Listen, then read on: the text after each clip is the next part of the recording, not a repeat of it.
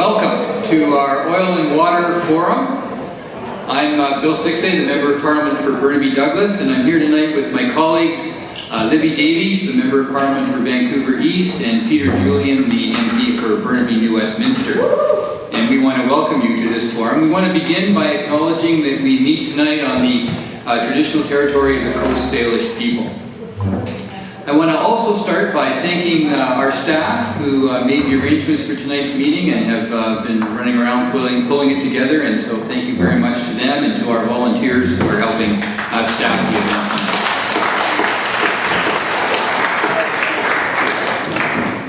event. So I'm going to begin with some brief introduction, and then we're going to move into hearing from our panelists.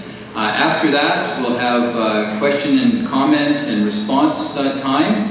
Libby's going to host that part of the meeting, and then we'll wrap up at the end with Peter, and Peter's going to do the wrap up. And so we're counting on about a 2-hour meeting, so we'll look to end around 10 after 9 in that, quarter after 9 in that area.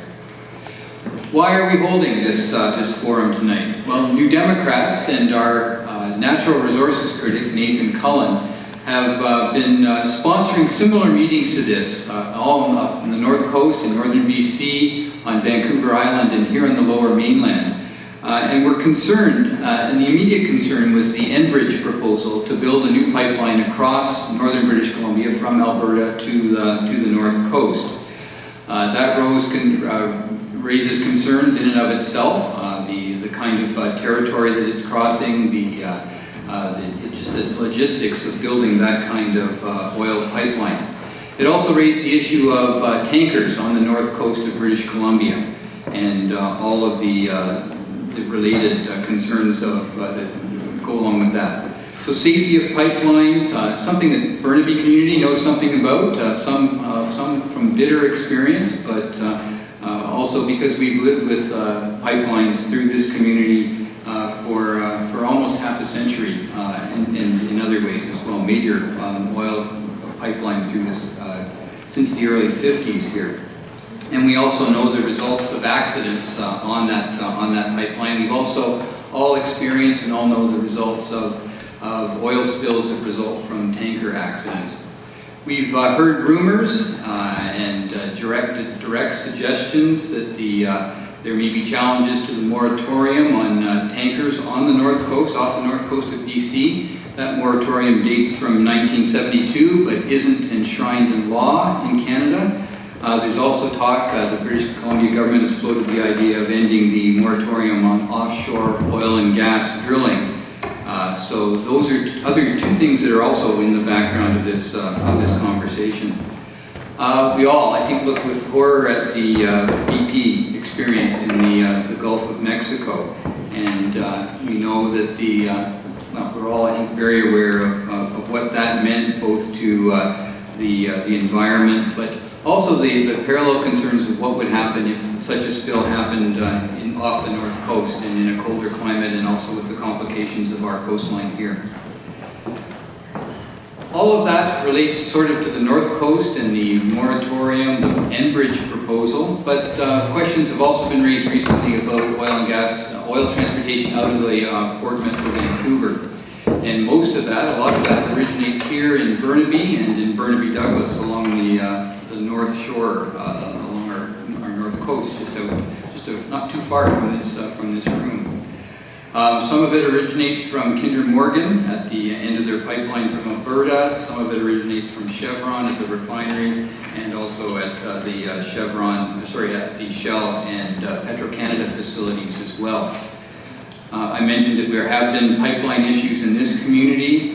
We've raised questions about oil spill responses when there have been some minor spills in the harbor in the past. There's concern about the size of tankers and the possibility of increasing size of tankers that use the Port Metro Vancouver and the Vancouver Harbor.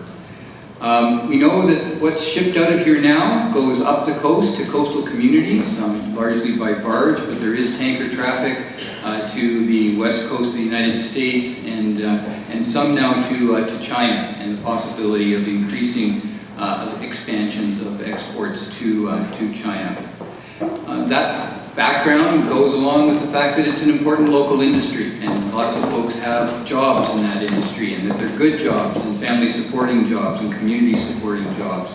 And it's also an industry that produces products that all of us still use to some extent, and so that's another aspect of this issue. And I think the big issue, or one of the big issues, the big background issues, is how the oil and gas transportation industry, the oil and gas transportation out of this harbor, the Enbridge proposal, fits with our concerns about the tar sands, the need to reduce our dependence on fossil fuels, and the importance of encouraging alternative energy sources and a green transition. So that's, I think, one of the big issues that's in the background of all of this. So tonight, what we thought we would do is start a conversation around some of those issues. It's not intended to be a comprehensive evening, a comprehensive panel. We're going to have 5 snapshots on different aspects of various pieces of this issue. We're hoping to provide some information, point to some resources for answering other questions, and the possibility of follow-up meetings, either panel discussions or information fairs, those kinds of things exist. So we're looking forward suggestions about how we might follow up on this issue. I wanted to let you know that we tried to have someone from the Coastal First Nations with us tonight, but unfortunately they weren't able to attend. We have a few resource people in our audience tonight from Kinder Morgan. You'll all know that Kinder Morgan is one of the largest pipeline transportation and energy storage companies in North America, and that they run a pipeline from Alberta to Burnaby. It ends not too far again from this hall tonight.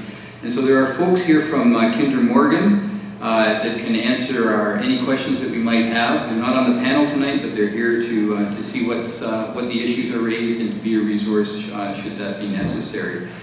We have Lexa Hobenschild. Is Lexa here?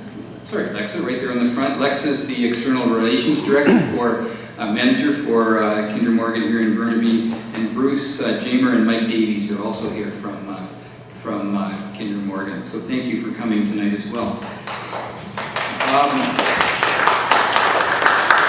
Port Metro Vancouver is also key in all of this, and Port Metro Vancouver is responsible for the operation and development of the assets and jurisdictions of the combined former Fraser River Port Authority, the North Fraser Port Authority, and the Vancouver Port Authority. It's a very key player in this whole issue.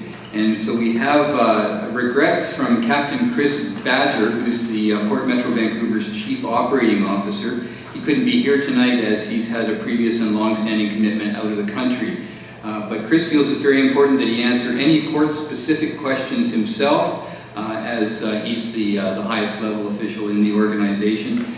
We have 2 representatives from the Port Authority here, from Port Metro Vancouver, and they'll take any questions back to Chris, and he'll answer them himself in writing once he's back to the office next week. The 2 representatives from Port Metro Vancouver are Catherine Bamford and Kim Keskinen. They're there at the back there. So thank you for coming tonight.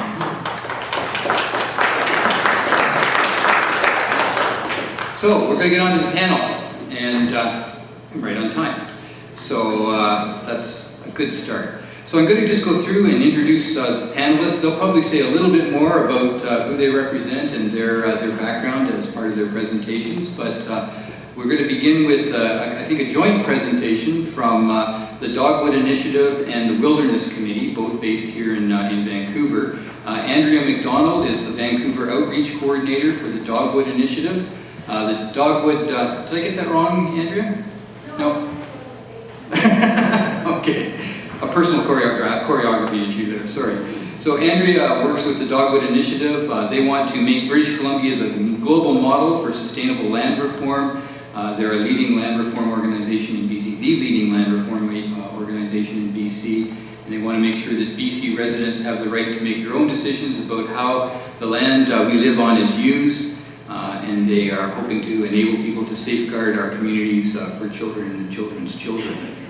Ben West is here from the Wilderness Committee. The Wilderness Committee, I'm sure we've all heard of them. A slight name change recently, I guess, but The mission of the Wilderness Committee is to protect Canada's biodiversity through strategic research and grassroots public education. They believe the right, the duty, and the ability to act are integral to citizenship, and they value wilderness with all its natural biodiversity as absolutely vital to the health of people, communities, and the planet. So Ben and Andrea are going to make a joint presentation.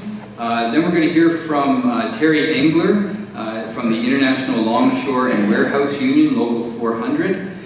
Terry represents workers in the Port Metro Vancouver. The International Longshore and Warehouse Union has been representing working people in British Columbia since 1948. They're the exclusive bargaining agent for over 3,000 men and women throughout the province. They're made up of 12 autonomous locals of the International Longshore and Warehouse Union and have 3 affiliates, the Retail Wholesale Union in BC, the Retail Wholesale Department Store Union in Saskatchewan, and the Grain Services Union in Saskatchewan. We also have a representative of the Pacific Pilotage Authority, Captain Kevin Obermeyer, who's the president and CEO. The Pacific Pilotage Authority has a mandate to provide safe, reliable, and efficient marine pilotage and related services to the coastal waters of British Columbia, including the Fraser River. And finally, we have Captain Stephen Roy Brown, who's the president of the Chamber of Shipping. The Chamber of Shipping is a not-for-profit trade association representing ship owners, operators, and agencies conducting business in Western Canada. And their mandate is to represent owners, operators, and shipping agencies in developing collaborative solutions to industry issues and in advocating for effective policy and legislation for a sustainable shipping industry on Canada's west coast. So those are our panelists. They've each got up to 10 minutes to present on some aspects of this question. Andrea and Ben have 20 minutes since they've combined their efforts, and so we'll begin with Andrea and Ben.